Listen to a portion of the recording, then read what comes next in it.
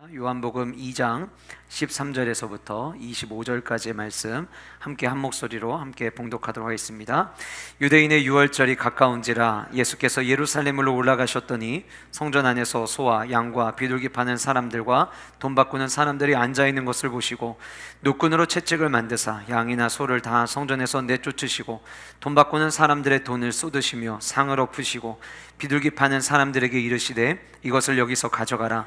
내 아버지의 집으로 장사하는 집을 만들지 말라 하시니 제자들이 성경 말씀에 주의 전을 사모하는 열심히 나를 삼키리라 한 것을 기억하더라.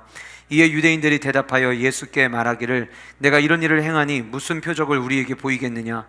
예수께서 대답하여 이르시되 너희가 이 성전을 헐라 내가 사흘 동안에 일으키리라. 유대인들이 이르되 이 성전을 46년 동안에 지었거늘 내가 3일 동안에 일으키겠느냐 하더라. 그러나 예수는 성전된 자기 육체를 가리켜 말씀하신 것이라. 죽은 자 가운데서 살아나신 후에야 제자들이 이 말씀하신 것을 기억하고 성경과 예수께서 하신 말씀을 믿었더라. 유월절에 예수께서 예루살렘에 계시니 많은 사람이 그의 행하시는 표적을 보고 그의 이름을 믿었으나 예수는 그의 몸을 그들에게 의탁하지 아니하셨으니 이는 친히 모든 사람을 아심이요 또 사람에 대하여 누구의 증언도 받으실 필요가 없었으니 이는 그가 친히 사람의 속에 있는 것을 아셨음이니라. 아멘. 오늘 말씀의 제목은 중심이 잡힌 교회라고 하는 말씀의 제목으로 종료주일을 맞이해서 함께 말씀의 은혜를 나누려고 합니다. 많은 사람들이 건강에 관심을 갖기 시작하면서 다양한 운동을 통해서 자기의 건강을 유지하려고 노력하고 있는 모습을 우리는 쉽게 볼 수가 있습니다. 최근 날씨가 따뜻해지면서 가까운 유등천만 하더라도 걷기와 또 달리기 혹은 자전거 타는 분들을 통해서 자기의 건강을 지키기 위해서 각자 저마다의 방법으로 노력하시는 모습들을 쉽게 찾을 수가 없습니다. 그렇게 야외에서 운동을 하면서 건강을 지키시는 분들도 계시지만 헬스나 필라테스와 같이 실내 운동을 통해서 건강한 몸을 만들어 가시는 분들도 계십니다. 그런데 이렇게 실내에서 하게 되는 운동들의 경우에 꼭 짚고 넘어가는 것이 있습니다. 바로 코어 운동입니다. 아마 여러분들도 한 번쯤은 들어보셨으리라 생각이 되어지는데요. 코어라고 하는 단어는 몸의 중심이 되는 부분이라는 뜻을 가지고 있습니다. 기능적인 의미에서는 몸을 지탱하는 기둥이다, 몸의 중심이다 라고 생각하시면 아마 쉽게 이해하실 수 있으리라 생각이 되어집니다. 이 코어 근육은 일반적으로 등과 복부 그리고 엉덩이와 골반 근육을 모아서 우리가 코어 근육이라고 이야기를 합니다. 이 코어 근육이 중요한 이유는 사람이 움직일 때 갖는 모든 움직임은 이 코어에서부터 시작이 된다고 합니다. 그리고 코어 근육들이 잘 발달되고 균형을 잘 잡을 때에 체형의 변화나 몸의 통증을 막을 수 있다고 합니다. 그래서 운동을 시작하기 전에 트레이너들이 바로 운동을 시작하는 것이 아니라 이 사람이 얼마나 코어 근육이 발달되어 있는지, 얼마나 이 사람이 균형을 잘 잡고 있는지 몇 가지의 테스트를 통해서 코어 근육의 발달 능력을 평가하고 그리고 난 이후에 그 사람에게 맞는 운동을 추천해 주는 것을 우리는 보게 됩니다. 한 사람의 움직임이 시작되는 곳이 코어 근육이라면, 그리고 한 사람의 몸의 체형 변화나 통증이 시작되는 것도 이 코어라고 이야기한다면 우리 몸의 코어 근육은 매우 중요하다라고 생각할 수 있으리라 생각이 되어집니다. 아까 제가 코어라고 하는 것을 쉽게 이해할 때 일반적으로 기둥 혹은 중심이다라고 말씀을 드렸는데, 결국 인생 우리가 살아가는 동안 건강하게 살기 위해서는 우리의 중심이 잘 잡혀 있어야 된다라고 하는 것이죠. 그렇다면 교회는 어떨까요? 우리가 교회의 모습들을 살펴보면서 우리의 몸이 건강하기 위해서 코어 근육이 잘 발달되어 있어야 하는 것처럼 교회 또한 건강한 교회 공동체를 이루기 위해서는 영적인 코어 근육이 잘 발달되어 있어야 된다고 생각을 합니다. 영적인 코어 능력이라 함은 다른 것이 아니라 교회에 무엇이 중심이 되어야 하느냐, 교회 안에 발달되어야 되는 중심이 되는 근력은 과연 무엇이어야 되느냐에 대한 내용인 것이죠. 오늘 저와 여러분들은 교회의 중심은 무엇이 되어야 하는가에 대해서 오늘 말씀을 통해서 함께 살펴보고 교회의 중심이 되어야 할 영적인 코어를 잘 발달시키기 위해서 우리에게 필요한 모습은 무엇이 있는지 함께 말씀을 통해 살펴보려고 합니다. 특별히 오늘은 고난 주간을 시작하면서 맞이하게 되는 종려 주일입니다. 예수님께서 십자가에 못 박혀 죽으시는 그 십자가 사건을 앞에 두시고 예루살렘 성에 입성을 하십니다. 예수님께서 입성하실 때 수많은 사람들이 종려나무 가지를 흔들고 자기들이 입고 있던 겉옷을 예수님이 낙이 타고 이동하시는 그 앞에 깔음으로 말미암아 그때 당시 왕이 한 지역을 통과할 때 왕에게 보이는 방식으로 예수님의 입성을, 예루살렘 입성을 환영하고 있는 모습을 우리는 종려 주일에 떠올리곤 합니다. 성경에 수많은 사람들이 종려나무 가지를 흔듭니다. 그리고 예수님의 귓가에는 수많은 사람들의 환호가 들리곤 합니다. 그런데 예수님의 관심은 사람들의 환호가 아닌 예수님의 관심은 성전에 있었음을 우리는 성경을 통해 발견하게 됩니다. 오늘은 저와 여러분들이 요한복음 본문을 읽었지만 마태, 마가, 누가 이 공간복음서에는 연대기적으로 예수님의 예루살렘 성의 입성의 모습을 다루고 있습니다. 그러다 보니까 자연스럽게 성경에 마태복음에도 마가복음에도 누가복음에도 모든 책마다 뒷부분에 이 예루살렘 성의 입성에 대한 이야기가 등장을 하고 예루살렘 성 입성에 대한 이야기와 함께 같이 등장하는 것이 예수님께서 성전에 들어가신 내용인 것이죠. 수많은 사람들이 종려나무 가지를 흔들었습니다. 수많은 사람들의 입술에는 호산나를 외칩니다. 그런데 예수님의 관심은 그들에게 묶여있지 않고 예수님의 관심은 그들을 통과하여 들어가기를 원하시는 성전에 있었음을 우리는 마태, 마가, 누가복음을 통해서 발견할 수가 있는 것입니다. 더욱이 우리는 코로나19를 맞이하면서 많은 이들이 성전에 대해서 관심을 잃고 있습니다. 온라인 교회에 대한 이야기가 나올 만큼 함께 성도들이 한자리에 모여서 예배하는 이 공간적 의미에서도 많은 사람들이 성전의 위치를, 그리고 성전이 가지고 있는 기능을, 성전의 역할들을 가볍게 여기려고 하는 시대적 움직임이 있는 것이 사실입니다. 성전에서 일어나고 있는 일들에 대해서 관심을 갖기보다는 이 코로나19의 각자 저마다의 상황 속에서 돌파구를 찾기 위해서 삶의 문제의 해결을 하나님 안에서 찾고 성전 안에서 주시는 은혜를 통해 찾는 것이 아니라 내가 가지고 있는 모든 인프라를 다 동원해서, 내가 가지고 있는 모든 능력을 다 동원해서 이 삶의 문제를 해결해 보려고 하는, 시도하는 모습들이 우리 안에 있다라고 하는 것입니다.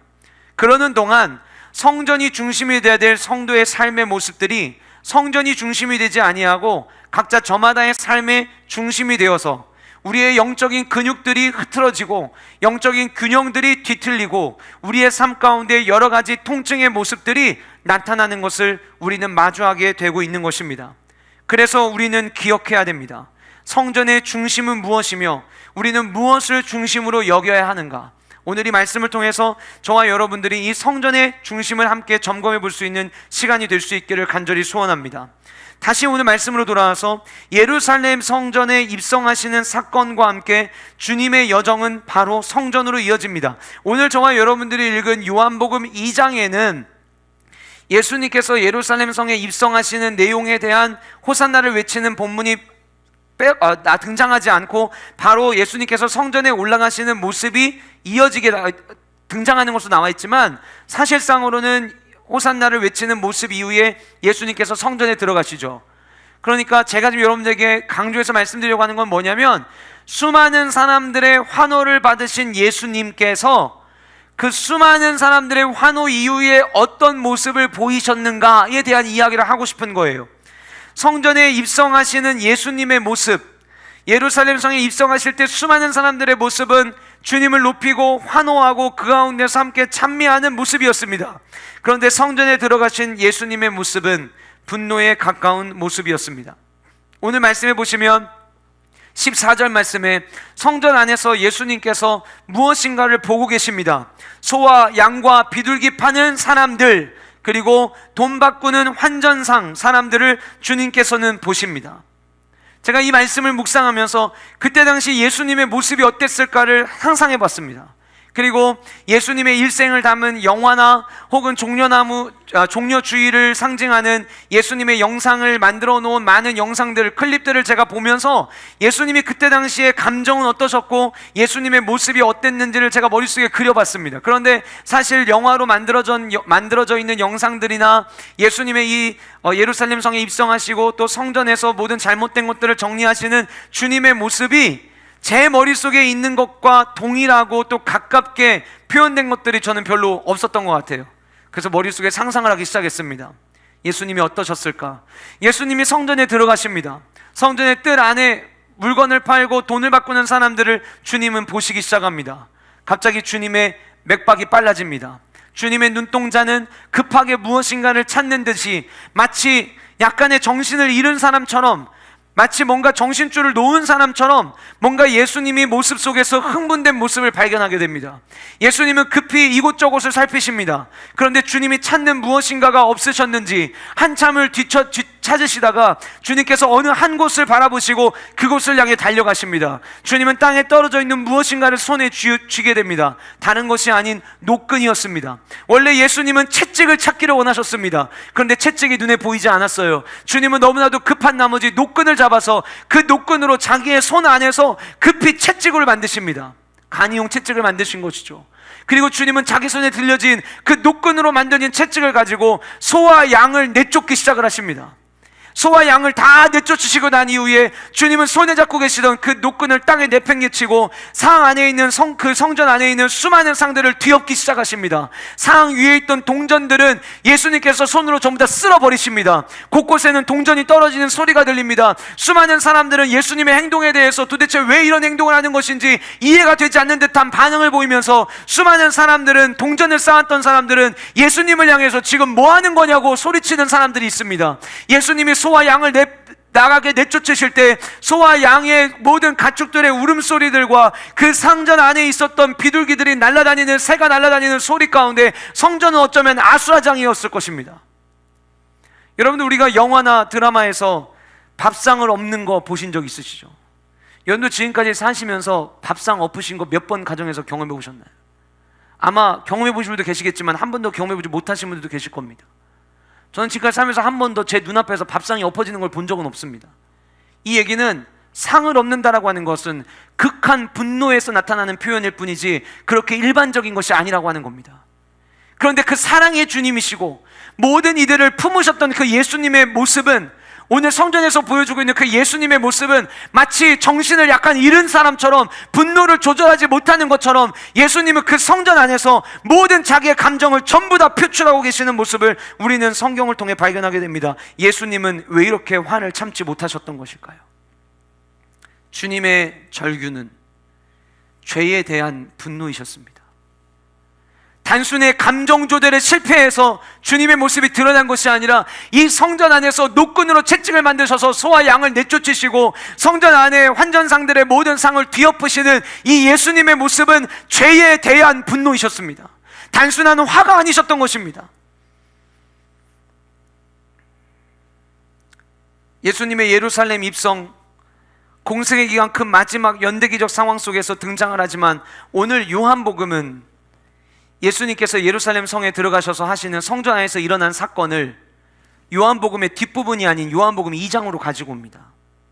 그리고 요한복음 2장에는 두 가지 스토리가 등장합니다. 첫 번째는 가나의 혼인잔치고 두 번째는 예루살렘 성전을 정리하시는 예수님의 모습입니다. 그럼 두 가지의 메시지를 통해서 성령 하나님은 우리에게 무언가를 던져주기를 원하시는 것이겠죠. 첫 번째, 가나의 혼인잔치는 우리가 잘 아는 대로 혼인잔치는 한 사람의 일생에 있어서 가장 기쁨이 충만해야 되는 장소입니다. 그런데 그 혼인잔치에, 그 가나의 혼인잔치에 포도주가 떨어집니다. 모두가 당황하고 있습니다. 그런데 예수님의 눈에 유대인의 정결 예식에 따라 두세 통 드는 도랑아리 6개가 눈에 보이십니다. 여러분, 포도주가 떨어져 수치를 당할 수밖에 없는 잔치집은 하나님을 떠난 결핍과 수치를 당할 수밖에 없는 인간의 모습을 보여줍니다. 가나의 혼인잔치에서 기쁨이 충만해야 될 그 잔치 속에서 가나의 혼인잔치가 수치로 변화되어지고 있는 모습은 하나님을 떠난 인간의 모습이 얼마나 수치스러운지를 보여주고 있는 것이라는 거죠. 그런데 여러분, 요한복음 2장 6절에 보시면 혼인잔치에 유대인의 정결 예식을 따라 두세 통 드는 돌 항아리 6개가 있었다라고 하는 것을 매우 구체적으로 언급하고 있습니다. 무슨 이야기입니까? 수치를 당한 이 상황 속에 돌 항아리가 있었다. 그런데 주님은 이 돌 항아리를 사용하신다는 거예요. 이 돌 항아리는 어떤 돌 항아리입니까? 성경은 유대인의 정결 예식을 위한 돌 항아리라고 이야기합니다.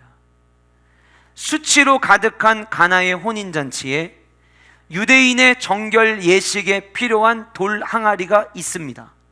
그런데 이 돌 항아리가 있는 그 자체만으로 포도주가 떨어진 이 혼인잔치의 상황이 역전되지는 않습니다. 여러분, 이건 굉장히 중요한 메시지를 우리에게 던집니다. 유대인의 정결 예식만으로는 하나님의 은혜를 맛볼 수 없다라고 하는 것입니다. 그 가운데 예수님이 계셔야만 하나님의 은혜를 맛볼 수 있다라고 하는 것이죠. 그러면 여러분, 가나의 혼인잔치가 우리에게 던지는 메시지를 요약하면 이렇게 요약할 수 있습니다.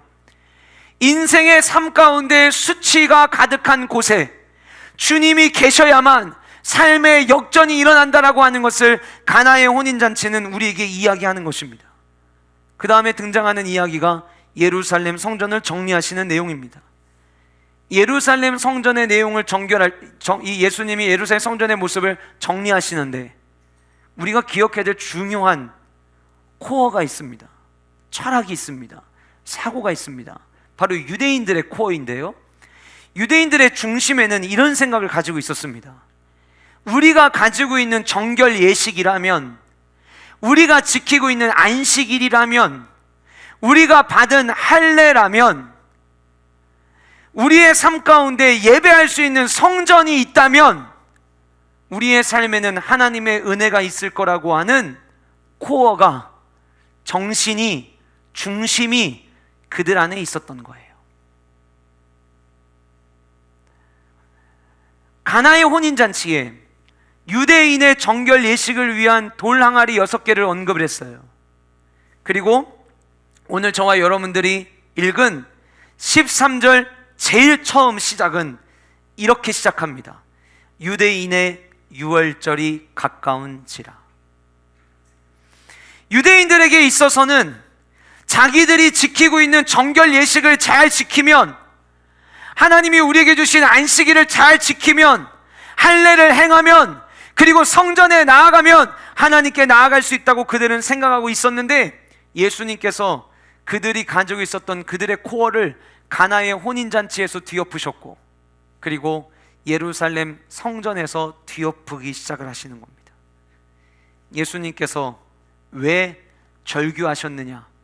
왜 예수님은 성전 안에 있는 죄악의 모습을 보시고 왜 분노하셨느냐? 그 이유는 성전의 중심이 잘못되어 있었기 때문인 것입니다. 성전의 영적인 코어가 잘못되어 있었기 때문이었다는 것입니다. 예수님께서 방문하셨던 예루살렘 성전의 중심은 무엇이 잘못되어 있었을까요? 첫 번째로, 당시 예루살렘 성전은 제도가 중심이 되어 있었습니다. 제도가 중심이 되어 있었습니다. 2장 13절에 유대인의 유월절이라. 여러분, 유월절은 유대인에게 가장 큰 절기입니다. 유월절은 유대인들을 대표하는 절기입니다. 그래서 유대인의 유월절이라고 이야기하는 게 그렇게 나쁜 표현은 아닌 것처럼 우리에게 다가올 수 있습니다. 유월절이라는 절기가 어떤 절기였나요? 이스라엘 민족 애굽에서 탈출할 때 하나님께서 이스라엘 백성들에게 행하신 그 위대한 일을 기념하기 위해서 그들이 정한 절기였습니다. 유월절이 되면 모든 사람들이 예루살렘으로 몰려옵니다. 예루살렘의 입성은 많은 사람들의 최대의 관심사였습니다. 선지자 스가랴의 예언대로 예수님은 그 유월절 수많은 사람들이 성전을 향해 몰려올 때 어린 나귀 새끼 한 마리를 타고 예루살렘 성에 입성을 하십니다. 수많은 사람들이 종려나무 가지를 흔들며 호산나를 외쳤던 것은 예수님의 그 화려한 입성을 알리는 신호탄과 같았습니다. 이 유월절에 대한 이야기는 출애굽기 12장에 등장을 합니다. 출애굽기 12장에 보면 하나님께서는 첫 달 10일에 흠이 없는 어린 양을 선택하라고 명령하십니다. 첫 달 10일, 첫 달 10일에 어린 양을 선택하라고 명령하시고 난 다음에 모든 가정마다 어린 양을 선택해서 각 가정의 집으로 데리고 옵니다. 그리고 4일 동안 그 양은 가족과 함께 집 안에서 지내게 됩니다. 4일째 밤, 다시 말씀드리면 15일이 되는 날, 그날 저녁 이 양을 잡습니다. 그리고 양을 죽임으로 말미암아 나온 그 피를 집의 문설주에 바르게 되죠. 우리가 잘 아는 대로 문설주를 피해 바른 가정들은 죽음의 사망 권세가 건너갑니다. 넘어가죠. 그런데 그것을 알지 못했던 애굽의 모든 사람들의 가정에는 사망의 권세가 그 가정을 사로잡게 됩니다. 여러분 생각을 해보세요. 잠을 자고 일어났는데 처음에는 말도 안 되는 이야기라고 생각했는데 어린 양을 잡아가지고 그 어린 양의 피를 문설주에 발랐던 우리 집은 아무도 죽은 사람이 없어요. 근데 그 다음날 아침부터 바깥에서 곡하는 소리가 들려요. 곳곳에서 흐느끼는 소리가 들려요. 밖에 나가보니까 사람이 썩는 냄새가, 가축 썩는 냄새가 나기 시작을 해요. 웬일인가 봤더니 하나님 말씀대로 순종해서 피를 발랐던 가정은 사망 권세가 건너 뛰어갔는데 그러지 않았던 애굽 사람들의 가정에는 죽음이 임했던 것이에요. 얼마나 놀라웠겠습니까? 그러니 이것을 기념하기 위해서 유월절이라고 하는 절기를 지키면서 이스라엘 백성들에게 유월절 절기는 가장 큰 절기가 될 수밖에 없었던 것입니다. 이 유월절이 되면 예루살렘에 원래 평상시에는 약 15만 명의 사람들이 예루살렘 성전에 머물고 있지만 이 유월절 절기가 되면 수많은 흩어져 있던 유대인들이 절기를 지키기 위해서 예루살렘 성전으로 올라갑니다. 그래서 적게는 30만 명, 많게는 50만 명이 예루살렘 성으로 모이게 됩니다. 당시에 수많은 사람들이 종려나무 가지를 흔들면서 예수님의 입성을 환영했던 것은 예수님께서 정치적으로 우리를 이 로마의 압제로부터 구원해 주기를 바라는 마음을 가지고 그들은 종려나무 가지를 흔들었습니다. 그런데 이제 여기서 우리가 살펴봐야 될 게 있습니다. 유월절의 주인은 유대인이 아니라 하나님이시라는 사실입니다. 유대인의 유월절이라고 이야기를 하고 있는데 유대인이 지금 이 유월절의 주인이 되어버린 거예요. 요한복음 2장 가나의 혼인잔치에서 유대인의 정결 예식이라고 언급하고 그 다음에 그 뒤에 나오는 성전을 정리하시는 모습에서 유대인의 유월절이라고 이야기하는 걸 통해서 지금 뭔가 이 시대에 잘못되어 있는 모습을 성령 하나님은 지적하고 계십니다. 그게 무엇이냐면 구원자인 하나님이 중심이 되셔야 될 그 자리에 유대인들, 율법 중심으로 삶을 살아가고 있다고 생각하는 그 유대인들이 주인공이 되어버린 모습을 지적하고 있는 것입니다. 시편 69편 9절의 말씀을 요한복음 2장 17절에서 인용합니다. 제자들이 성경 말씀에 주의 전을 사모하는 열심히 나를 삼키리라 한 것을 기억하더라. 제자들이 기억했다고 했어요. 이게 무슨 얘기입니까? 지금 예수님이 막 상을 뒤엎으시고 양과 소를 막 내쫓으실 때 가슴이 콩알 만큼 쪼그라들어서 콩닥콩닥 뛰고 있었던 사람들이 있었어요. 누구냐면 제자들이었어요. 왜요? 이렇게 하는 행동이 얼마나 위험한 행동인지 그들은 알고 있었기 때문이에요. 유대인들이 예수님을 이제 십자가에 못 박아 죽이려고 할 때 예수님에게 뒤집어 씌웠던 이 죄명은 신성 모독죄였습니다. 성전에서 예배하면 성전의 앞에 나아가면 하나님이 은혜를 주실 거라고 생각했던 그 성전에서 예수님께서 모든 것을 뒤엎고 계시니 그 모습을 바라보고 있는 종교적 열심을 가지고 있던 유대인들은 그 예수님을 그냥 넘기지 않았어요.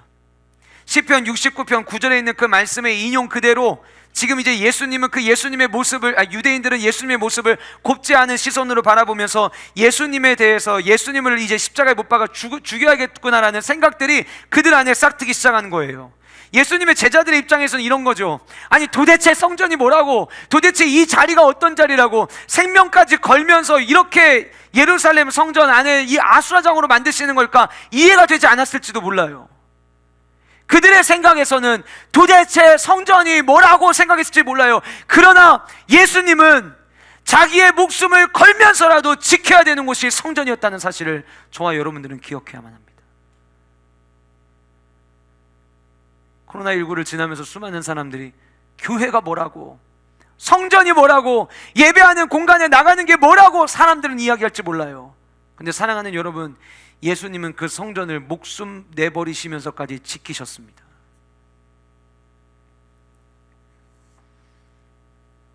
예수님께서 생명을 걸면서까지 사수하고 싶었던 곳, 그곳이 바로 교회였고 성전이었습니다.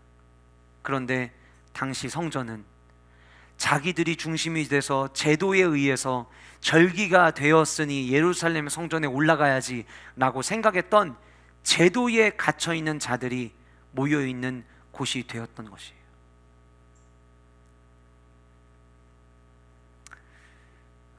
지난 금요일 저녁에 바른 신학에 대해서 함께 말씀을 나눴습니다. 살아있는 신학에 대해서 말씀을 나눴습니다. 신학이 무엇입니까? 신학은 하나님에 관한 지식입니다. 신학은 신학교를 다니는 사람들만 배우는 것이 아니라 성도로서 주님 앞에 나와 예배드리는 모든 성도들은 말씀을 통해 우리는 하나님이 누구신지를 배우게 됩니다. 하나님이 무엇을 좋아하시는지 알게 됩니다. 하나님이 싫어하는 것이 무엇인지 우리는 발견하게 됩니다. 그런데 그 하나님을 향한 신학이, 하나님을 향한 바른 신학이 있으면 우리의 삶이 변화되는데, 제도에 갇혀져서 머리로 뇌에 세뇌되는 하나님의 말씀이 되면 우리의 삶에 아무런 영향을 주지 않습니다. 유대인의 유월절이 된 이 상황은 자신들을 애굽 땅에서 건져주신 하나님이 주인공이 되어 있어야 될 그 절기를 그 애굽에서부터 나와서 오늘에 이르기까지 여기에 존재하고 있는 자기들이 주인공이 돼버린 잘못된 이야기가 지금 시작되고 있는 거예요. 여러분, 저와 여러분들이 죄인이었을 때, 연약했을 때, 원수 되었을 때에 하나님께서 저와 여러분들을 구원해 주셨습니다. 그럼 우리 구원의 주인공은 누구이신가요? 우리 구원의 주인공은 삼위일체 하나님이신 거예요. 그런데 시간이 지나다 보니까 유대인의 유월절이 되어버렸듯이 하나님이 주인공이 되셔야 되는데 우리가 주인공이 되어 있는 모습들이 너무 많은 거예요. 중심의 구원자이신 하나님이 아니라 우리가 있는 거예요. 예수님이 원하셨던 성전은 제도가 중심이 되었던 예루살렘 성전에서 구원하신 하나님이 중심이 되는 성전으로 바뀌기를 주님은 원하셨다라고 하는 것입니다.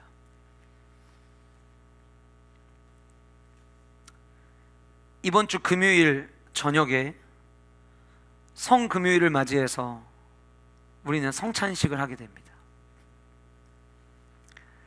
하나님께서 개혁교회에 주신 가장 대표적인 성례 두 가지 중에 하나가 세례와 성찬입니다. 그래서 이 세례와 성찬은 너무나도 중요합니다.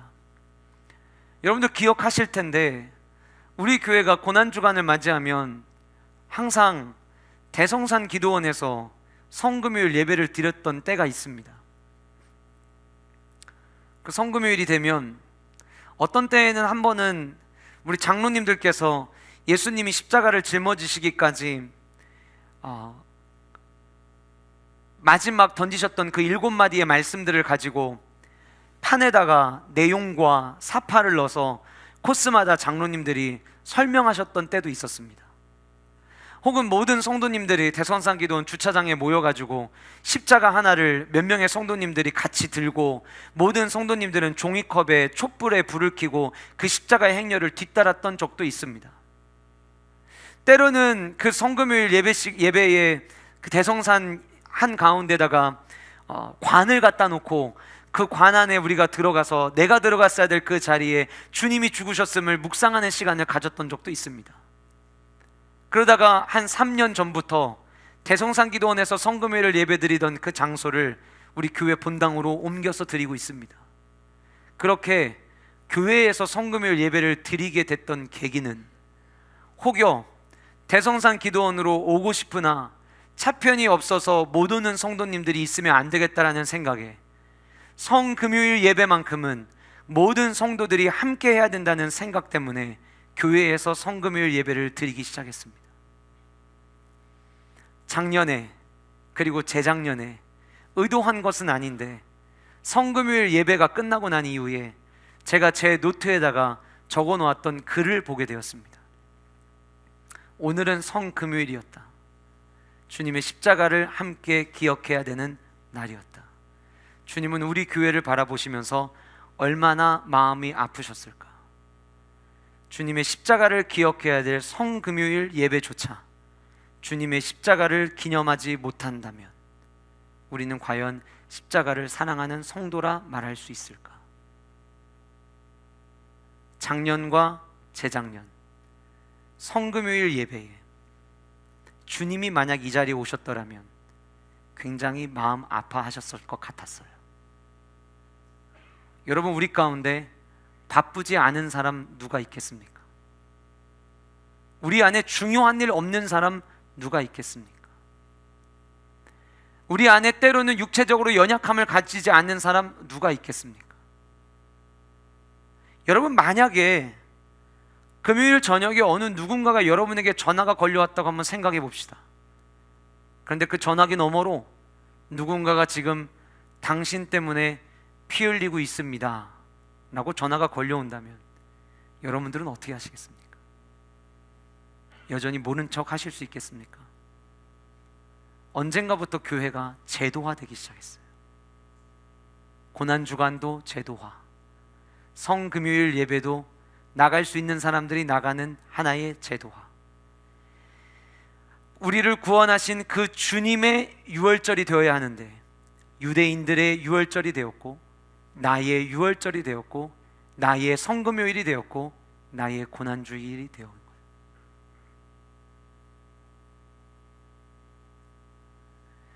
제가 어릴 때는 성금요일 예배에는 모든 가족들이 함께 나와 예배했습니다. 부모님들이 자녀들을 다 데리고 나왔습니다. 주일 새벽 6시가 되면 저마다 최대한 하얀색 옷을 입고 아이들, 잠든 아이들도 전부 다 깨워서 함께 나와서 새벽 예배를 드렸습니다.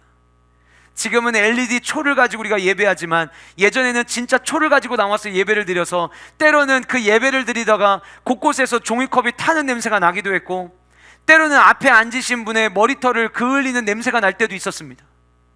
그 모든 것이 예수 그리스도의 십자가의 은혜를 기념하는 우리에게는 너무나도 좋은 영적인 추억이 되었습니다.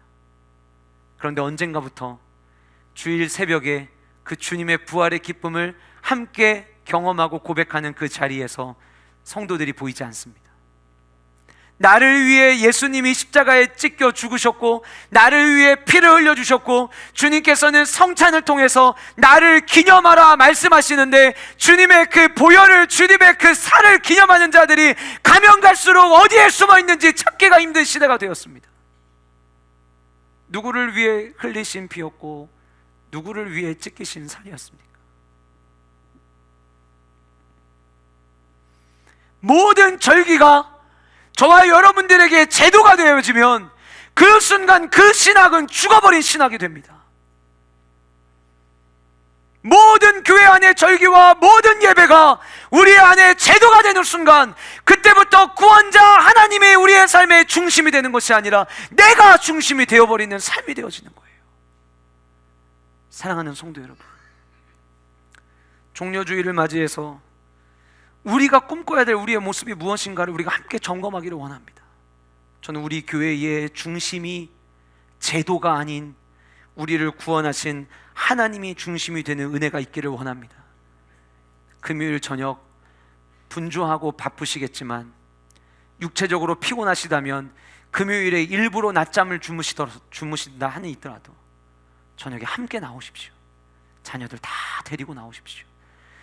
아이들이 왜 오늘 금요일에 나가냐고 묻는다면 예수님께서 우리 가정에 은혜를 주시려고 십자가에 못 박아 죽으신 날이고 성도로서 이것을 기념하지 않으면 안 된단다. 우리 가정은 주님의 은혜로 살아가는 가정이란다. 그래서 오늘은 꼭 예배하러 가야 돼. 아이들이 성찬을 대하는 부모님을 바라보면 부러워합니다.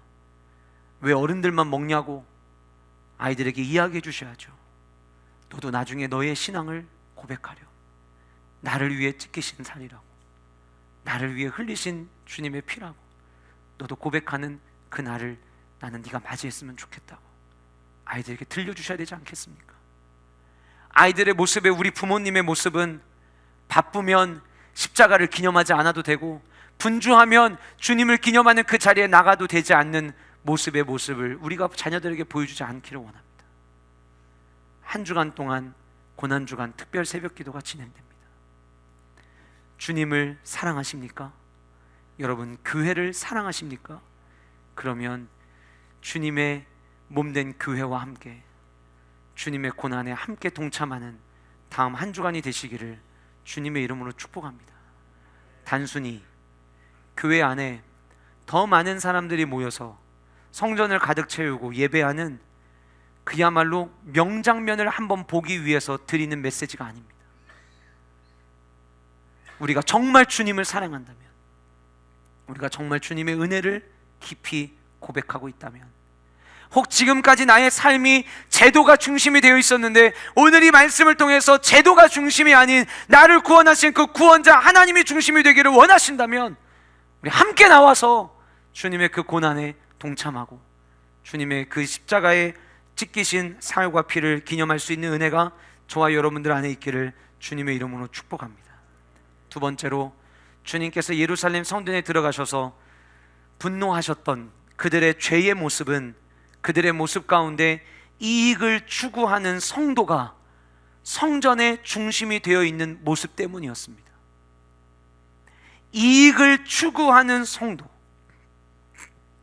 여러분, 우리가 삶을 살아가다 보면 다양한 사람들을 만나게 됩니다. 그런데 내가 어떤 누군가와 만나서 교제를 하는데 지금 이 사람이 나를 대하는 태도가 나를 이렇게 훑어보는 거예요. 계산해 보는 거예요. 내가 이 사람을 가까이 대하면 내 삶에 도움이 될까? 그래서 사람을 만나는데 나한테 유익이 되고 나한테 도움이 될 만한 사람하고만 손을 잡으려고 하는 거예요. 교회 공동체 안에서도 모두를 사랑하고 모두를 품고 모두와 함께 해야 되는데, 우리가 흔히 이야기하는 사회적으로 권위가 있다고 하는 사람들, 명예가 있다고 하는 사람들, 잘 나가는 사람들, 배경이 좋은 사람들에게는 내가 먼저 나아가서 말을 걸어요. 그런데 그렇지 않을 때는 절대 가까이 가지 않아요. 여러분, 만약에 그런 사람을 여러분들이 보신다면 여러분들 어떤 생각이 드시겠습니까? 인생을 살아가면서 나에게 이익이 되느냐 안 되느냐를 가지고 만약에 우리가 살아간다면 참 삭막한 세상을 우리는 살게 될 것입니다. 예루살렘 성전에는 세 개의 넓은 뜰이 있었습니다. 첫 번째는 이방인의 뜰이 있습니다. 성전의 입구에 들어서면 이 이방인의 뜰에는 말 그대로 이방인들이 나와서, 이방인이라 할지라도 성전에 나와서 기도할 수 있는 뜰이었습니다. 그리고 이 이방인의 뜰을 지나면 약 1.5m 높이 계단으로 올라가는 곳에 여인들의 뜰이 있습니다. 이 여인들의 뜰은 유대인 여자들이 머물 수 있는 공간입니다. 그리고 한 단계 더 안으로 들어가면 이스라엘의 뜰이 존재합니다. 유대인 성인 남성들이 들어갈 수 있는 곳이었죠. 오늘 본문에 등장하는 이 배경은 그 성전에서도 이방인의 뜰에서 일어난 일을 다루고 있습니다. 그러면 이 이방인의 뜰은 원래는 어떤 곳이어야 되느냐? 아까 말씀드린 것처럼 이방인이라 할지라도 하나님의 은혜를 구하며 주님 앞에 나와서 기도하고 주님 앞에 나와서 자기의 마음을 쏟아놓을 수 있는 공간이었어요. 그런데 대제사장 가야바가, 이 가야바라는 이름 여러분 한번 들어보셨을 텐데, 가야바는 예수님을 마지막 심문할 때 있었던 대제사장입니다. 그리고 이 가야바는 원래 그때 당시 대제사장이 가야바의 장인어른이었는데, 이 대제사장의 자리를 자기가 차지하려고 장인을 밀어내고 그 자리에 앉았던 사람입니다. 그러니까 자기에게 유익이 되고 자기에게 이익이 되고 자기의 명예가 되고 자기에게 권력이 될 수 있다면 가족관계도 뒤집어 엎을 수 있을 만큼 욕심이 굉장히 많았던 사람이라는 걸 우리가 알 수가 있죠. 그런데 이 가야바가 로마의 총독을 돈으로 매수해서 장인의 자리를 빼앗고 거기서 멈추는 것이 아니라 지금 이 이방인들이 함께 나와서 예배할 수 있는 이 이방인의 뜰을 시장으로 바꿔버린 거예요. 그리고 이 시장에서 나오는 모든 수익을 자기의 것으로 취하게 됩니다. 생각해 보세요. 가장 예배자다운 모습을 가지고 있었던 대제사장이 성전에서 예배다운 예배를 세워나가야 될 그 사람이 돈에 눈이 멀어서 성전 안에서 대제사장임에도 불구하고 자기의 이익을 추구하기 위해서 성전 안에 머무르고 있었어요. 만민이 기도해야 되는 집, 그 집은 유대인들만의 차별의 공간이 되었고, 기도의 소리가 가득해야 될 그 자리에는 흥정의 소리가 가득합니다. 한번 여러분 상상해 보세요. 이때 당시 성전의 소리가 어땠을까요? 곳곳에서 동물들 울음소리가 들리고, 비명소리도 들리고, 비둘기 날아다니는 소리도 들리고, 어떤 사람들은 이쪽에 와서 내 물건을 사라고, 내가 가지고 있는 소 오늘 너무 질이 좋다고, 한쪽에서는 내가 오늘 가지고 온 양은 태어난 지 1년도 안 된 양이라고, 그러면 그 옆에서 내가 가지고 온 양은 6개월밖에 안 된 양이라고, 여기로 와서 사라고, 내가 더 싼 값에 주겠다고. 그리고 한쪽에서는, 환전소에서는 환전을 더 많이 이익을 취하려고 하는 환전상들에 의해서 좀 저렴한 가격으로 환전해달라고 이야기하는데, 내가 깎아줄 만큼 깎아줬다고, 더 이상 못 깎아준다고 흥정하는 소리들이 지금 이 성전 뜰 안에 가득합니다. 저마다 전부 다 자기의 이익을 추구하는 자들로 그 성전 안에 소리가 가득했던 거예요. 하나님과 재물을 겸하여 섬길 수 없다고 했는데, 이 성전 안에는 그 말 그대로 하나님이 아닌 재물만 섬기는 일이 일어나고 있었던 것입니다. 성전에 들리는 소리는 단순히 소와 양의 소리가 아닙니다. 단순히 비둘기의 소리가 아닙니다. 흥정하는 사람들의 소리가 아닙니다. 성전에 들리는 소리는 저마다 자기의 이익을 챙기려는 사람들의 소리입니다. 여러분, 오늘 말씀 2장 16절 말씀 보세요. 비둘기 파는 사람들에게 이르시되 이것을 여기서 가져가라. 자, 예수님께서 소와 양 파는 거에 대한 이야기는 하지 않으시고, 15절에 보시면 양이나 소를 성전에다 내쫓으시고 난 다음에 비둘기 파는 사람들에게만 지금 이야기를 하신 거예요. 비둘기 파는 사람. 여러분, 레위기를 보시면은요, 비둘기를 표현할 때 같이 쓰는 표현들이 있어요. 어떤 표현이냐면, 힘이 미치는 대로 산비둘기나 집비둘기를 가져다가, 이 표현이 레위기에 자주 등장해요. 힘이 미치는 대로라는 말은 바꿔서 이야기하면 힘이 닿는 대로 이 얘기예요. 무슨 얘기입니까? 레위기에서 비둘기를 제물로 드리는 사람들은 경제적으로 너무 어려운 사람들이에요. 경제적으로 소와 양을 드릴 수 없는 사람들, 그런 사람들을 향해서 레위기의 말씀은 그래도 힘이 닿는 데까지 이것만큼은 드릴 수 있지 않겠느냐면서 비둘기를 드리라고 이야기를 하는 거예요. 자, 그러면 예수님께서 오늘 16절에 비둘기 파는 사람들에게 이렇게 호통을 치시는 이유는 무엇입니까? 그 가난한 사람들에게서까지 이익을 취하려고 했다는 거예요. 다른 사람은 모르겠다만 그 가난한 사람들은 조금 이해해주고, 오죽하면 비둘기로 예배하겠느냐고 생각하고 이해해주는 게 아니라, 이 성전 안에서 가장 어렵고 힘들고 가난하고 힘없는 사람들까지도 자기의 이익을 취하려고 하는 수단으로 여기고 있는 사람들이 성전 안에 있었던 거예요.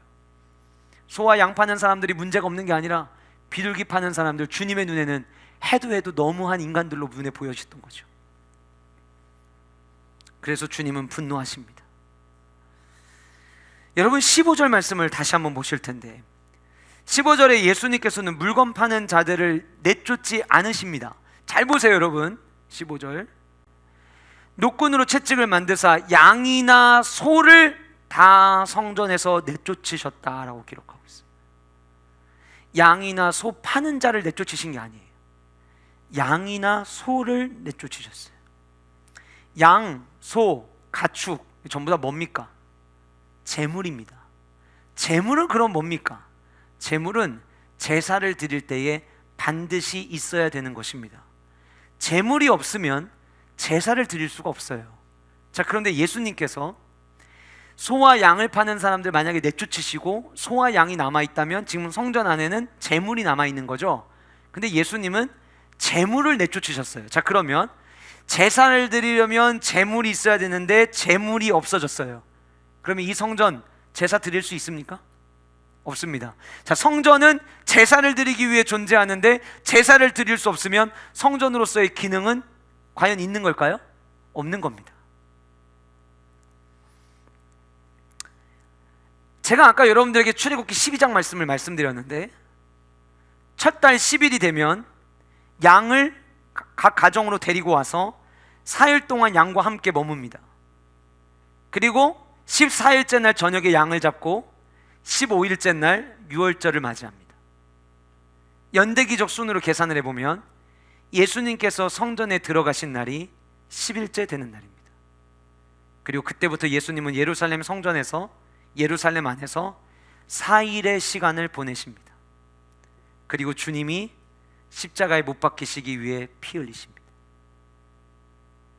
예수님은 소와 양을 내쫓으시면서 성전의 기능을 멈추게 하신 것이 아니라 예수님은 소와 양을 내쫓으시면서 친히 성전에, 그 성전 안에 자기 자신이 제물이 되시기로 결정하신 거였어요.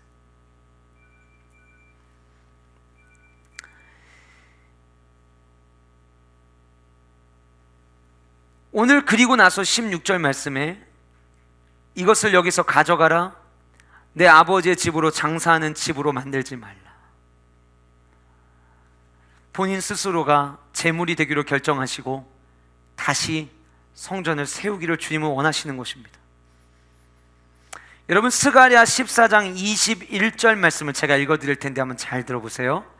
스가랴 14장 21절은 메시아가 오시면 성전에서 어떤 일이 일어나는가를 예언한 말씀이에요. 이렇게 구절이 되어 있습니다. 예루살렘과 유다의 모든 솥이 만군의 여호와의 성물이 될 것인즉 제사 드리는 자가 와서 이 솥을 가져다가 그것으로 고기를 삶으리라. 그날에는 만군의 여호와의 전에 가나안 사람이 다시 있지 아니하리라. 스가랴 14장 21절은 어떤 말씀이라고 했죠? 메시아가 오시면 성전에 어떤 일이 일어나는가를 기록해 놓은 말씀이에요. 근데 마지막 부분에 뭐라고 되어 있냐면 그날에는, 무슨 얘기입니까? 메시아가 성전에 들어가시는 그날에는, 오늘 요한복음 2장 메시아가 성전에 들어가신 그날에는, 그 얘기예요. 그날에는 만군의 여호와의 전에, 성전에 가나안 사람이 다시 있지 아니하리라. 여기서 가나안이라고 하는 히브리 단어가요, 우리가 생각할 때 적과 끓이는 그 가나안 땅 이렇게만 생각을 하는데 원래 가나안이라고 하는 이름 안에는 어떤 의미를 갖고 있냐면 장사하는 사람들이라는 의미를 가지고 있어요. 그러니까 예수님의 이 메시아가 성전에 들어가는 모습을 스가랴 14장 21절에 예언한 대로 지금 일어난 거예요. 어떤 일이 일어난 거예요? 만군의 여호와께서 성전에 들어가는 그날에는 이제 더 이상 성전 안에 장사꾼들은 없다, 이익을 추구하는 사람은 없다, 이 얘기예요. 자, 그러면 지금 저와 여러분들은 연대기적으로 언제 지금 신앙생활을 하고 있냐면 예수님께서 예루살렘 성에 입성하시고 난 이후에 우리는 살고 있어요. 자, 그러면 스가랴 14장 21절의 말씀이 지금도 이루어지고 있어야 되는 것이 정상인 거예요. 교회 안에는 장사하는 사람이 있으면 안 됩니다. 오해하지 마세요. 뭔가 물건을 파는 직업을 가진 분들이 교회에 들어오면 안 된다는 게 아니에요. 교회를 들어올 때, 하나님 앞에 예배하러 나올 때 나에게 뭔가 이익을 원하고 이익을 찾기를 원하는 마음으로, 혹은 성도들과의 관계 속에서 내가 저 사람과 친밀하게 지냄으로 말미암아, 내가 저 사람과 가까이 지냄으로 말미암아 뭔가의 이익을 원하는 마음으로 만약에 우리가 이 안에 들어와 있다면 우리는 스가랴 14장 21절의 말씀에서 반하는 삶을 지금 살고 있는 것입니다. 주님의 성전은 이익을 추구하는 자들이 중심이 되어서는 안 되는 것이에요. 그러면 어떻게 돼야 되느냐? 주님의 성전은 말씀에 반응하는 성도가 중심이 되어야 하는 곳이어야만 한다는 것입니다. 누가 중심이 되어야 된다고요? 말씀에 반응하는 성도. 자막 띄워주세요. 말씀에 반응하는 성도. 여러분, 마태복음 21장, 요한복음 2장을 그대로 놔두시고 우리 마태복음 21장을 한번 잠깐 보실까요? 마태복음 21장. 마태복음 21장에도 예수님께서 성전에 들어가셔서 성전을 정리하시는 내용이 등장합니다. 자, 마태복음 21장 13절을 우리 같이 함께 읽어보겠습니다. 13절 같이 읽겠습니다. 시작.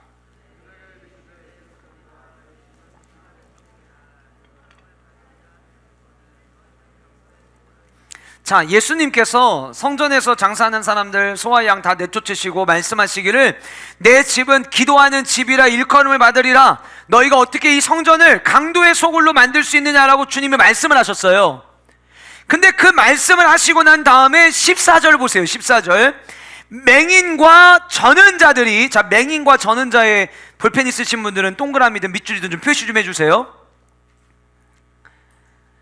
자, 그 다음에 15절에 대제사장들과 서기관들이 또 나와요. 여기에도 여러분들이 좀 표시를 좀 해주세요. 자, 내 집은 기도하는 집이라 일컬음을 받으리라. 기도가 뭐예요? 기도는 하나님과 교제하는 것이기도 하지만 기도는 하나님 앞에 나가서 자기의 상황을 아뢰고 주님의 도움을 구하는 거예요. 간구하는 거죠. 그 주님이 말씀하신 거예요. 여기 성전 안에서 막 장사하는 사람들을 보면서 주님이 지금 뭐라고 말씀하시냐면 성전은 만민이 기도하는 집이다 라고 주님이 말씀을 하시는 거예요. 근데 그 말씀에 맹인과 저는 자들은 예수님께 나아갔다라고 성경은 이야기합니다. 그런데 여기서 나아오메라고 하는 이 단어가 헬라어로 프로셀코마이라고 하는 단어를 쓰는데, 이 프로셀코마이라고 하는 단어에는 대표적으로 두 가지의 의미가 있어요. 첫 번째는 동의합니다. 두 번째는 경배합니다라는 의미가 있어요. 자, 여러분, 우리가 말씀을 듣다가 오늘 주시는 이 말씀에 내가 동의합니다. 그럼 여러분들 어떻게 반응하시죠? 네, 아멘 하시죠? 무슨 이야기냐면 성전의 모습을 다 뒤엎으시면서 예수님께서 내 집은 만민이 기도하는 집이다 라는 그 주님의 말씀을 듣고 맹인과 저는 자들이 아멘한 거예요. 그리고 그 아멘에서 끝나는 것이 아니라 그들이 하나님 앞에 나아감으로 말미암아 경배하고 있는 거예요. 성전은 어떤 곳이 되어야 하느냐? 주님의 말씀에 반응하는 자들이 중심이 되어 있는 곳이 성전이 되어야 된다는 거예요.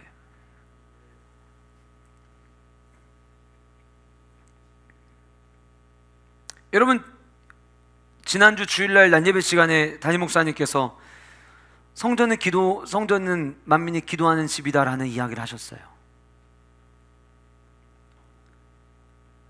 오늘 우리가 함께 점검해 봐야 될 질문이 있습니다. 지난 일주일 동안 여러분들의 기도의 시간에 어떤 변화가 있으셨나요? 지금 우리 교회가 말씀에 반응하는 성도가 중심이 되는 교회인가를 점검해 볼 수 있는 굉장히 좋은 질문이라고 저는 생각합니다. 지난주 주일 난예배 시간에 우리가 말씀을 받았어요. 맹인과 전은자처럼 우리가 아멘 했다면 지난 일주일 동안 저와 여러분들은 기도의 시간에 변화가 있어야만 합니다. 성전은 주님의 말씀에 반응하는 자들이 중심이 되어야만 합니다. 내가 바쁘고 내가 힘들고 그런데 내가 교회 가서 기도를 하고 지금 나에게 뭔가 이익이 되지 않을 것 같아. 여전히 내가 중심이 되어서 말씀에 반응하지 못한다면 하나님이 기뻐하시는 성전의 모습이 아닌 거예요. 14절에서 맹인과 저는 자들은 주님의 말씀을 듣고 아멘으로 반응하며 나아갔어요. 어떤 일이 일어나죠? 예수님께 나아오매 그 다음 어떤 일이 일어났어요?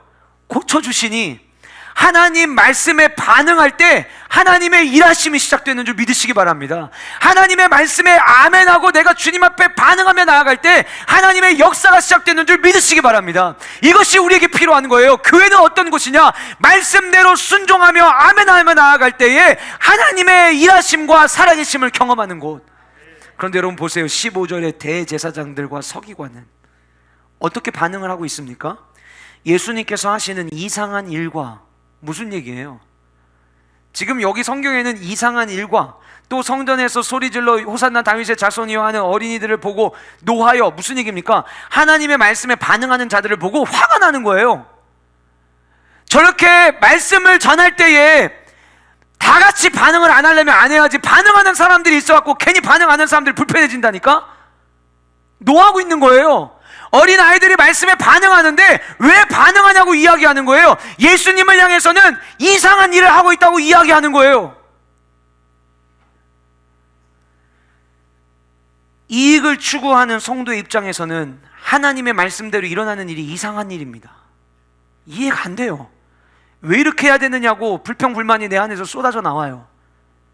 그런데 사랑하는 여러분, 주님의 말씀을 순종하고 주님의 말씀을 붙잡고 주님의 말씀에 반응하려고 하는 자들은 어린 아이들처럼 순진하게 나가는 거예요.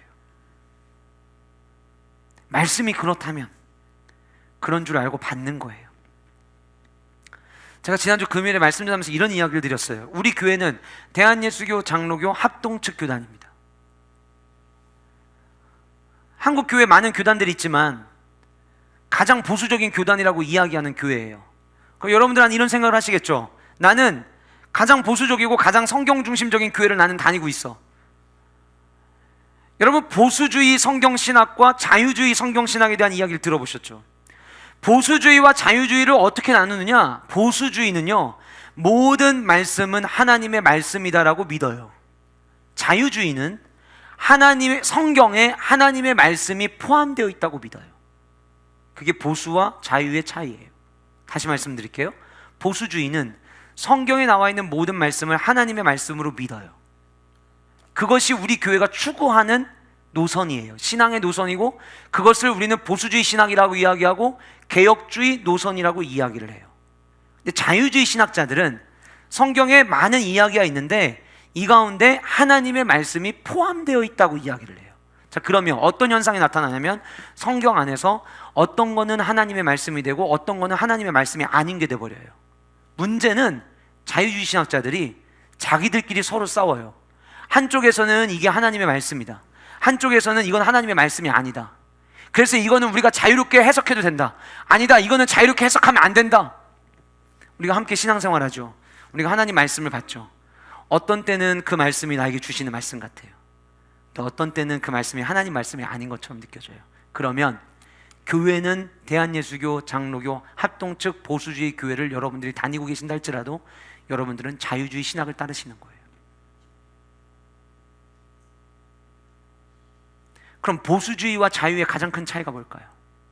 모든 말씀이 하나님의 말씀이에요. 모든 말씀이 온 우주 만물을 지으시고 모든 말씀이 지금도 통치하고 계시는 그 하나님의 말씀이라고 우리가 믿는다면 우리는 어떻게 반응해야 되냐면 맹인과 전은자들처럼 반응해야 되는 거예요. 아멘 해야 돼요. 순종하며 나아가야 돼요. 그 안에 하나님이 주시는 은혜가 우리에게 있는 것입니다. 대제사장과 서기관들은요, 종교적으로 봤을 때는, 제도적으로 봤을 때에는 매우 하이 클래스에 있는 사람들이었어요. 그런데 그들은 말씀에 반응하지 않습니다. 그들은 자기들이 옳다고 생각하는 것을 끝까지 옳다고 주장하는 사람들이었습니다. 예수님이 예루살렘 성전에 들어가셔서 분노하셨던 두 번째 이유는 하나님 말씀에 반응해야 되는 성도가 있어야 될 그 자리에 이익을 얻기 위해서 모여든 자들이 성전을 더럽히고 있었기 때문입니다. 저는 우리 교회가 하나님의 말씀에 기쁨으로 아멘하고 기쁨으로 주의 말씀에 순종하는 교회 공동체 될 수 있기를 주님의 이름으로 축복합니다. 그럴 때 주님이 기뻐하시는 성전이 될 수 있는 거예요. 교회의 코어는, 영적인 코어는 이익 추구가 아닌 말씀의 반응이 코어가 되어야만 합니다. 마지막 세 번째로, 예수님께서 분노하셨던 예루살렘 성전은 표적과 기적이 중심이 되었습니다. 우리 다시 오늘 본문인 요한복음 2장으로 넘어가 보시면 예수님께서 19절 말씀에 18절 말씀에 유대인들이 예수님에게 말합니다. 네가 이런 일을 행하니. 예수님에게 네가라고 이야기한 자체가 지금 이들이 얼마나 잘못된 길을 걷고 있는지를 보여주고 있어요. 여러분, 주님은 저와 여러분들 동급이 아닙니다. 주님은 위대하시고 높으신 하나님이십니다. 그래서 우리는 하나님을 늘 우러러 봐야 돼요. 근데 당시 유대인들은 그러지를 못했어요. 네가 이런 일을 행하니 무슨 표적을 우리에게 보이겠느냐. 자, 이 성경적 언어로 바꿔서 이야기한 건데요, 지금 이렇게 유대인들은 이야기하는 거예요. 지금 당신이 성전에서 이런 짓을 하고 있는데, 이런 말도 안 되는 짓을 하고 있는데, 이거 말고 그럼 우리에게 한번 표적을 좀 보여줘봐라. 우리에게 한번 당신이 얼마나 능력 있는 사람인지 한번 좀 기적을 좀 행해줘봐라.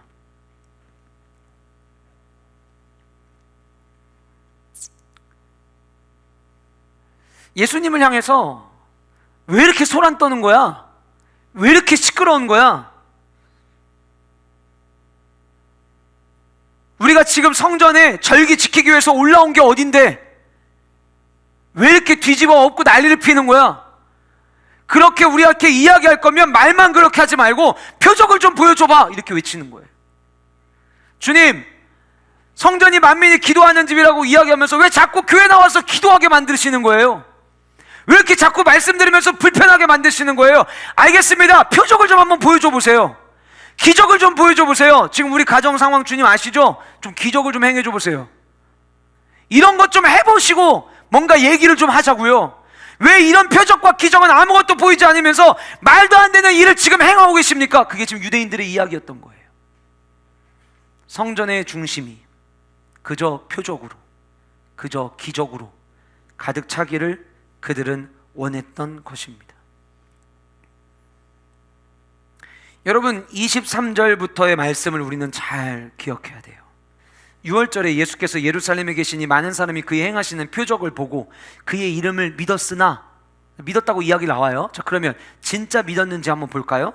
24절, 예수는 그의 몸을 그들에게 의탁하지 아니하셨으니 이는 친히 모든 사람을 아심이요 또 사람에 대하여 누구의 증언도 받으실 필요가 없었으니 이는 그가 친히 사람의 속에 있는 것을 아셨음이니라. 자, 보세요 여러분, 이들은 예수님을 진짜 믿은 걸까요? 아니죠. 믿은 게 아니에요. 그들이 입술로는 고백해요. 예수님의 표적을 봤거든요. 우리 아까 마태복음에서 봤던 것처럼 눈먼 자, 저는 자 막 고치시는 표적이 성전에서 진짜 일어났어요. 그러니까 그들이 예수님을 보고 그 표적을 보고 그의 이름을 믿었다고 이야기를 하고 있어요. 예수 그리스도의 이름을 믿은 거예요. 우리가 하나님 앞에 기도할 때, 신앙생활 할 때 이렇게 얘기할 수 있어요. 주님, 제가 주님을 믿습니다. 제가 주님을 믿습니다라고 말은 할 수 있어요. 중요한 건 뭐냐면 입술로는 그들이 주님을 믿는다고 고백하고 있지만 예수님은 그들의 마음을 감찰하시고 계시다는 거예요. 저와 여러분들이 지금 예배하러 주님 앞에 나왔어요. 여러분들이 어떤 마음으로, 어떤 자세로, 어떻게 예배를 드리시는지 저마다의 모습들이 있으시겠지만 주님은 지금도 살아계신 주님은 저와 여러분들의 예배 드리는 모습만 보시는 게 아니라 우리의 속을 감찰하고 계십니다. 그래서 주여 주여 입술로 고백하는 게 큰 의미가 없는 거예요. 주님이 우리의 마음을 감찰하시기 때문에 제가 주님을 믿습니다라고 고백하는 거, 내 마음 속으로 정말 주님을 믿지 않는 한 그 고백은 큰 의미가 없는 거예요. 우리 마음 깊이 주님을 믿으며 나아가는 은혜가 우리 안에 있기를 간절히 소원합니다. 그들은 영생을 주시는 예수님을 믿은 것이 아니라 표적만 믿은 겁니다. 주님은 그 모습 때문에 성전에서 분노를 참지 않으셨던 거예요. 우리가 예배하러 나왔어요. 표적을 원해서, 기적을 원해서 예배 나오는 게 아니라 우리가 예배 나와야 될 이유는 예수 그리스도의 부활의 그 소망을 발견하기 위해 우리는 주님 앞에 나와야만 하는 것이, 표적과 기적이 중심이 되었던 성전에서 예수 그리스도의 부활이 중심이 되는 성전으로 바뀌어야만 한다는 것입니다. 여러분, 19절 말씀에 예수님께서 이렇게 말씀하십니다. 너희가 이 성전을 헐어라. 내가 사흘 동안에 일으키리라. 일으키리라는 이 동사가 능동태로 쓰였습니다. 무슨 얘기입니까? 주님이 직접 세우시겠다는 거예요. 그랬더니 20절에 예수님을 죽이려고 했던 그 헤롯 대왕이 주전 14년부터, 그러니까 예수님이 이 땅에 오시기 전 14년 전부터 성전을 건축을 하고 있었고 그 성전 건축한 것을 46년 동안 짓고 있었는데 유대인들이 20절에 뭐라고 반응합니까? 이 성전을 46년 동안의 지었건을 네가 3일 동안 일으키겠느냐. 그랬더니 예수님께서 21절 이렇게 말씀하시죠. 예수는 왜 주님이 이 성전을 헐으라 내가 사흘 동안 일으키리라, 왜 주님이 그렇게 말씀하셨느냐? 예수는 성전된 자기 육체를 가리켜 말씀하시느니라. 무슨 얘기입니까? 3일 안에 다시 세우시겠다는 것은 십자가 못 박혀 죽으시고 난 이후에 뭐 하시겠다는 거예요? 부활하시겠다는 거예요. 그 부활하신 주님이 성전을 세우시겠다는 거예요. 그러면 주님이 원하시는 성전은 부활이 중심이 되는 성전인 거예요. 자, 그러면 부활이 중심이 되는 성전은 어떤 성전일까요? 부활은 우리에게 소망을 줍니다. 여러분, 성전은 어떤 곳이 되어야 되냐면 세상에 소망이 되는 곳이 되어야만 합니다. 성전은 어떤 곳이 되어야만 하냐면 성도들의 삶 가운데 소망이 되는 곳이 되어야만 합니다. 성전은 어떤 곳이 되어야 되냐면 성도들의 가정 가운데 소망이 되는 곳이어야만 합니다.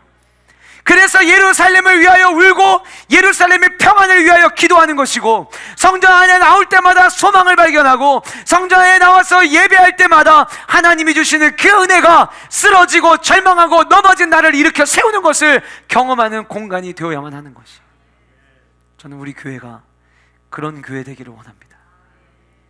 어떤 성도님들이라도 예배하러 나오면 그 예배 속에서 소망을 발견하는 곳, 내 삶 가운데 아무도 나를 알아주는 일이 없는 것 같고 내 삶 가운데 좌절과 절망으로만 가득한 것 같은데, 주일날 주님 앞에 나와 예배하고 수요일에 나오고 금요일에 나오고 새벽에 나와서 말씀을 들으면 다시금 주님이 주시는 그 말씀을 통해서 힘을 얻고 살아갈 힘을 얻는 공간, 부활하신 그 주님이 중심이 되는 성전, 무조건 기적을 꿈꾸는 성전이 아니라 그 부활의 주님의 그 소망이 머무는 성전.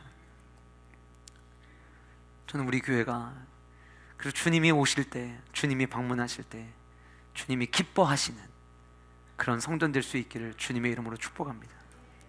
말씀을 마무리하겠습니다. 제도가 중심이 되었던 성전에서 구원하신 하나님이 중심이 되는 성전으로 바뀐다는 것은 성전의 교회의 구성원으로 있는 저와 여러분들이 어떻게 변해야 될지를 보여주는 이야기예요.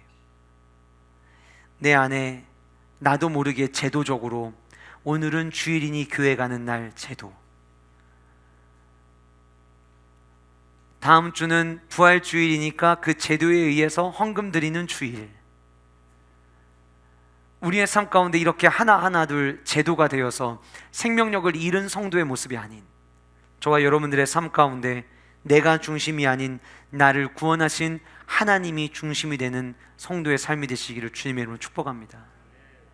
교회를 나오실 때마다, 성도들과 교제하실 때마다, 하나님 앞에 엎드리실 때마다 뭔가 이익을 얻기 위하는 성도가 아닌 맹인과 저는 자들처럼 주님께 나아감으로 아멘으로 동의하고 주님 앞에 온전한 경배를 드리는 성도들로 저와 여러분들이 세워질 수 있기를 소원하고, 우리 교회는 그런 성도님들이 함께 모여서 예배하는 건강한 교회 공동체가 되기를 소원합니다.